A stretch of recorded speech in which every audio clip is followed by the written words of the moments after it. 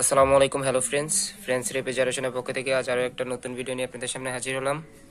তো আজকে ভিডিওটা হচ্ছে ফ্রিজের কন্ডেন্সার কিভাবে ফিটিং করবেন এবং কিভাবে কন্ডেন্সার ফিটিং করলে ফ্রিজের গ্যাস চোকিং হওয়ার সম্ভাবনা থাকে না এবং ঠান্ডা ভালো হবে। তো ভিডিওটা শুরু করার আগে বলিনি, আপনি যদি আমার চ্যানেল নতুন হয়ে থাকেন তাহলে অবশ্যই চ্যানেলটা সাবস্ক্রাইব করবেন আর নতুন ভিডিও নোটিফিকেশন সবার আগে পাওয়ার জন্য পাশে থাকা বেল আইকনটি অন করে দিবেন।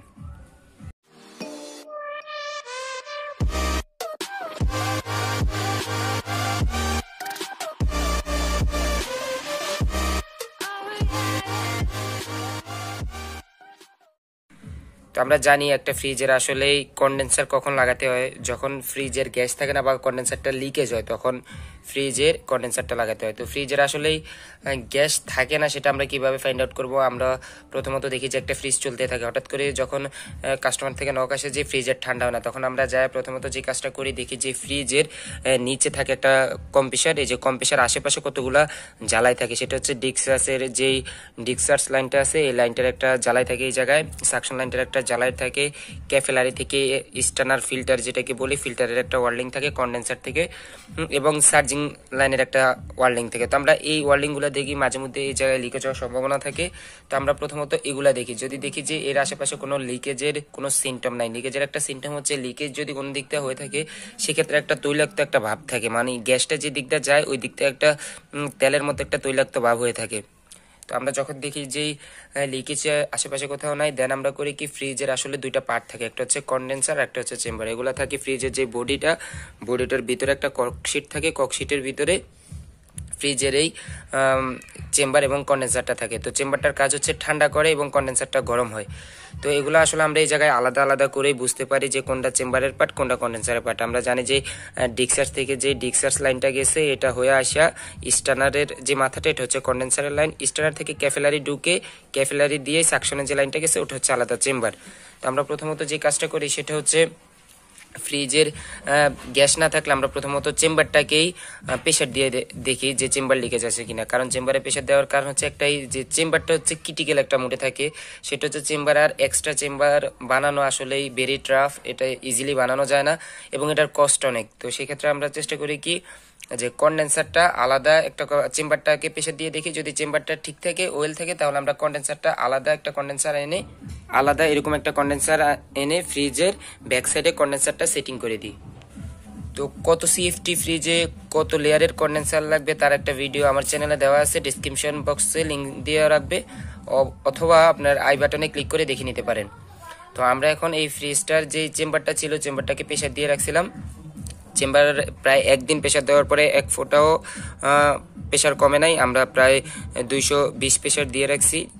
তো 220 প্রেশার দেওয়ার পরে এক ফোঁটা প্রেশারও কমে নাই। এখন আমরা এটার একটা কন্ডেন্সার লাগাবো, কন্ডেন্সার লাগিয়ে দেন ফ্রিজটাকে ওয়াশ করে গ্যাস রিচার্জ করে দিব। তো ফ্রিজের কন্ডেন্সার সেটিং করার ক্ষেত্রেই যে টুলসগুলো প্রয়োজন হয় সেটা হচ্ছে প্রথমত যে জিনিসটা লাগে সেটা হচ্ছে লাগে যে জ্বালাই টর্চ ক্যান, একটা জ্বালাইয়ের গ্যাস ক্যান এবং একটা টর্চ, তারপরে লাগে একটা নন রিটার্ন বা চার্জিং বাল্ব। অবশ্যই এটা চার্জিং বাল্বটা লাগানোর আগে যেই নজলটা থাকে এটা খুলে নেবেন। তারপরে লাগে একটা স্টানার ফিল্টার, লাগে সোয়াগা, যেহেতু আমরা কন্ডেন্সার লাগাবো কন্ডেন্সারটা থাকে আপনার লোয়ার, সেই ক্ষেত্রে ওয়ার্লিং করার ক্ষেত্রে সোয়াগা প্রয়োজন হয়। তারপরে যেটা লাগে সেটা হচ্ছে পিতলের রড এবং ব্লিজিং, একটা হচ্ছে পিতলের রড একটা হচ্ছে ব্লিজিংটা আমরা তামা যখন জ্বালাই করি কফার যখন ওয়ার্লিং করি তখন এই যে ব্লিজিং দিয়ে করি, যখন লোয়ার পাইপটা জ্বালাই করি তখন পিতলের রড প্রয়োজন হয়, সোয়াগা দিয়ে পিতলের রড দিয়ে জ্বালাই করি। লাগে একটা গ্যাস মিটার গ্যাস রিচার্জ করার জন্য। আর ফ্রিজের কাজ করার ক্ষেত্রে একটা জিনিস ইম্পর্টেন্ট সেটা হচ্ছে একটা সাপোর্ট লাগে, সেক্ষেত্রে সাপোর্টটা যদি না দিই ফ্রিজের যে ব্যাক সাইডটা সেটা হচ্ছে প্লাস্টিক থাকে, কোনোভাবে যদি হিট লাগে তাহলে প্লাস্টিকগুলো গলে যাওয়ার সম্ভাবনা থাকে, সেক্ষেত্রে অবশ্যই সাপোর্টটা নিয়ে নেবেন যেন হিটটা আশেপাশে না লাগে। তো কন্ডেন্সারটা আসলে সেটিং করা খুবই ইজি, এটা হচ্ছে আপনি চাইলে যে স্ক্রু দিয়ে ওয়াশার দিয়ে, আমি আসলে এটার পিছনে ব্যাক সাইডে আপনি যদি চান একটা বুশ দিয়ে এটাকে সেট করতে পারেন, আমি এভাবে এটাকে সেটিং করলাম। কন্ডেন্সারটাকে ফ্রিজের ব্যাক সাইডে এভাবে সেটিং করে নেবেন। দেন হচ্ছে যে কানেকশনটা করবেন সেটা হচ্ছে কন্ডেন্সারের যে পাইপটা একেবারে উপরে গেছে লম্বা যে পাইপটা থাকে সেটা হচ্ছে আপনার ডিক্সাস লাইনে, কম্প্রেসারের যে ডিক্সাস লাইন থাকবে ডিক্সাস লাইনে লাগাবেন, ডিক্সাস লাইনের সাথে ওয়ার্লিং করে দিবেন। আর যেই শর্ট যেই লাইনটা আছে একবারে নিচের যে লেয়ারটা দিয়ে যে লাইনটা আসছে এই জায়গায় আপনার স্টার্নার লাগবে, ফিল্টারটা লাগবে, দেন ফিল্টার হয়ে ক্যাপিলারি হয়ে চেম্বারে যাবে।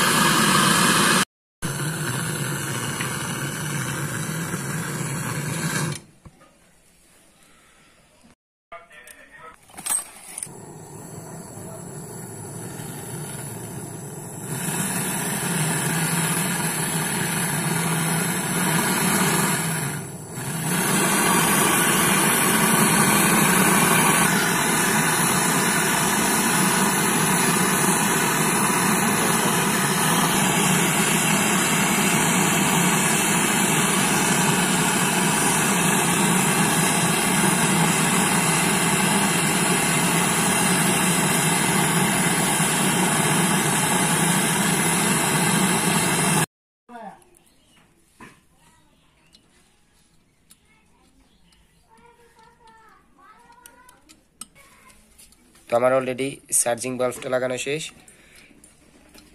তো চার্জিং বাল্ব লাগানোর আগে যেই নজলটা আছে এটা খুলে রাখবেন, দেন ঠান্ডা হওয়ার পরে ওয়েল্ডিং করার পর এটা লাগিয়ে দিবেন। তারপর আমার এই যে ডিক্সাস লাইনের এগুলা কমপ্লিট, ওয়েল্ডিং করা শেষ। তো আমি আপনাদের সুবিধার্থে আবারও বলে দিচ্ছি, সেটা হচ্ছে কন্ডেন্সারের যে বড় পাইপটা থাকবে সেটা ডিক্সাস লাইনে লাগবে, তারপরে যে শর্ট পাইপটা থাকবে তার থেকে একটা স্টার্নার লাগিয়ে দেন চেম্বারে যাবে ক্যাপিলারি দিয়ে। তো আমি এই যে এটা ভ্যাকুম করার জন্য এক্সট্রা একটা ক্যাপিলারি, তো এখন আমি কাজ কমপ্লিট, এখন এটাকে ভ্যাকুম করব। ভ্যাকুম করার ক্ষেত্রেই এই যে আমি এক্সট্রা যে ক্যাপিলারিটা লাগিয়ে রাখছি এটা দিয়ে ভ্যাকুম হবে। ভ্যাকুম করার ক্ষেত্রে আমি গ্যাস মিটারটা লাগিয়ে রাখছি, গ্যাস মিটার লাগানোর পরে গ্যাস মিটারের যে চাবিটা অফ করে রাখছি। দেন এদিক থেকেই পুরা কন্ডেন্সার চেম্বারের যে বাতাসটা আছে এদিক থেকে বাইর হয়ে যাবে।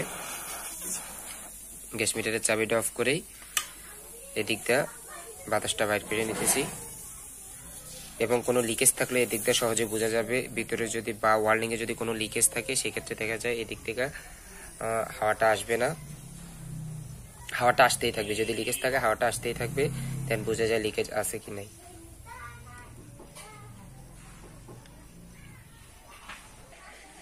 তো আমরা এই লিকটা চেক করার জন্য এই জায়গায় 1000 ব্যবহার করব, এন্টিমোস্ট 1000 যেটা, এগুলোকে এন্টিমোস্ট 1000 দিয়ে আমরা চেক করব। একবারে যখন প্রপার ভ্যাকুম হয়ে যাবে তখন এদিক দিয়ে আর কোনো বুদবুদ বাইর হবে না।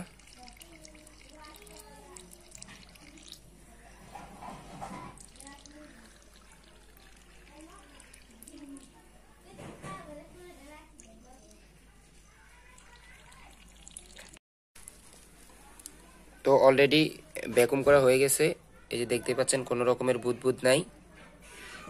এখন আমরা এটাকে ওয়েল্ডিং করেই দেন গ্যাসটি ফিল করে দিব। তো আসলে এইভাবে যদি আপনি ভালোভাবে ভ্যাকুম করে কন্ডেন্সারটা এইভাবে সেটিং করেন তাহলে ফ্রিজের চোকিং হওয়ার কোনো সম্ভাবনা থাকে না এবং ফ্রিজের ঠান্ডাটা ভালো নামে। তো ভিডিওটা ভালো লাগলে অবশ্যই একটা লাইক করবেন, কমেন্ট করবেন, শেয়ার করবেন।